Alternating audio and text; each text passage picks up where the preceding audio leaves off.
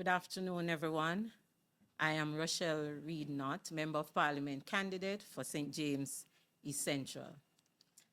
I am an experienced educator with 28 years of experience and also an experienced middle manager. I'll be highlighting today the risks to school management and operational flexibility under the JTC Bill. While much of the attention has been focused on individual teachers, we must also address the threat of this bill to pose to school leadership, particularly principals and vice principals, who are responsible for keeping schools functioning daily.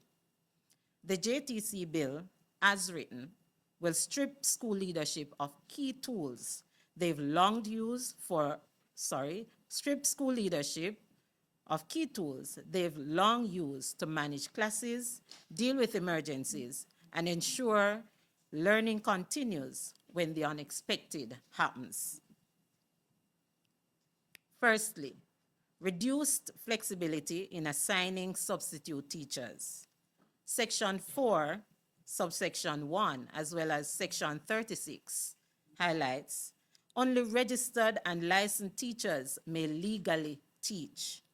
There are no temporary exemptions or emergency allowances in this bill. And of course, there are implications.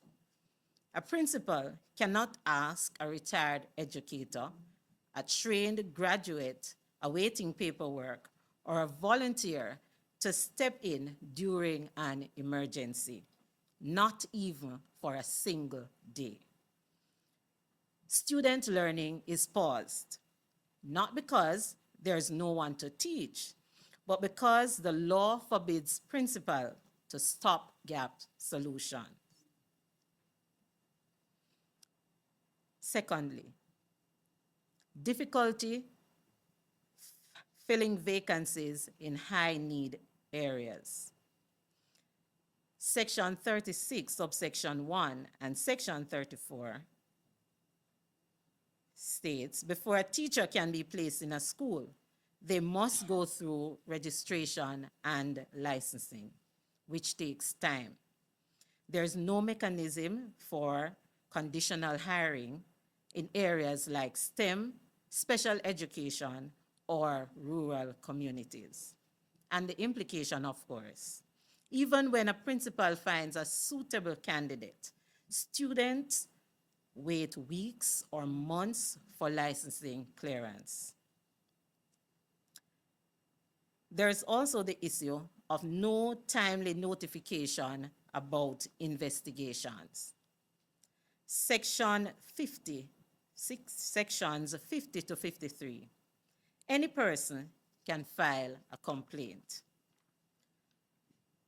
There is no obligation to notify the principal when an investigation begins, nor to provide progress on updates. Implications.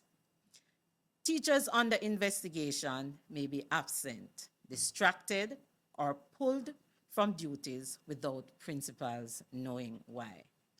Of course, disruption occurs when no chance to plan ahead.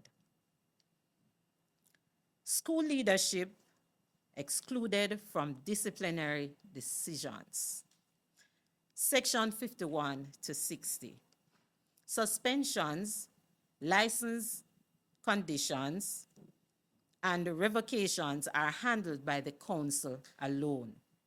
Principals are not guaranteed consultation or input before decisions are made. And the implication is that key staff can disappear without warning, leaving school unprepared. Overly easy complaint process underestimates school authority. And this is highlighted in section 50, subsection 1. Any individual, including students, parents, or third parties, can trigger an investigation. No verification or filtering is required before actions begin. And the implications? Principals lose control over internal conflict resolution. Even petty disputes lead to formal disruptions of staff duties. There's also the issue of subject-specific licensing reduced in-school flexibility. Reduces, rather, in-school flexibility.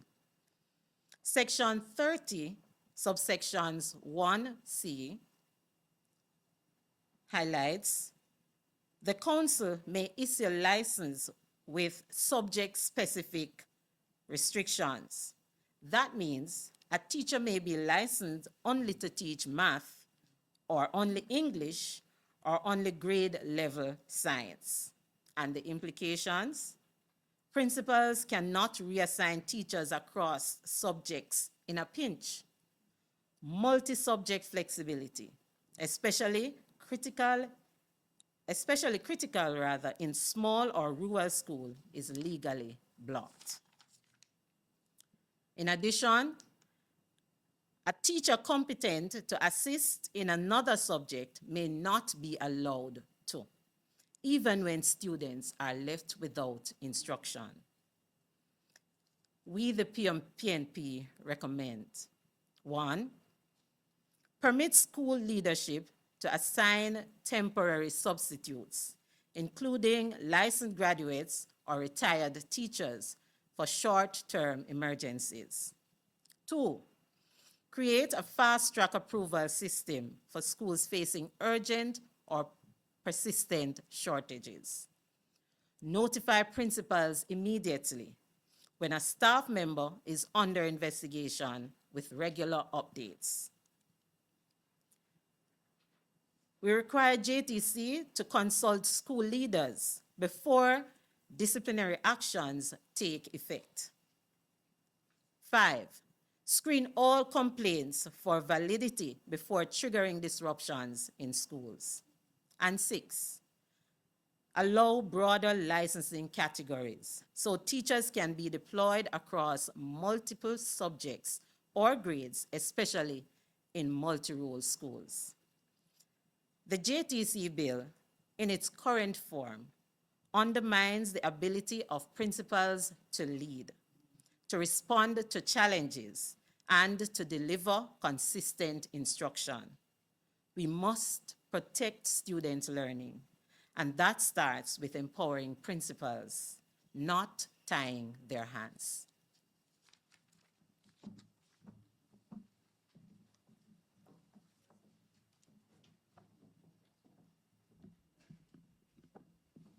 Good afternoon.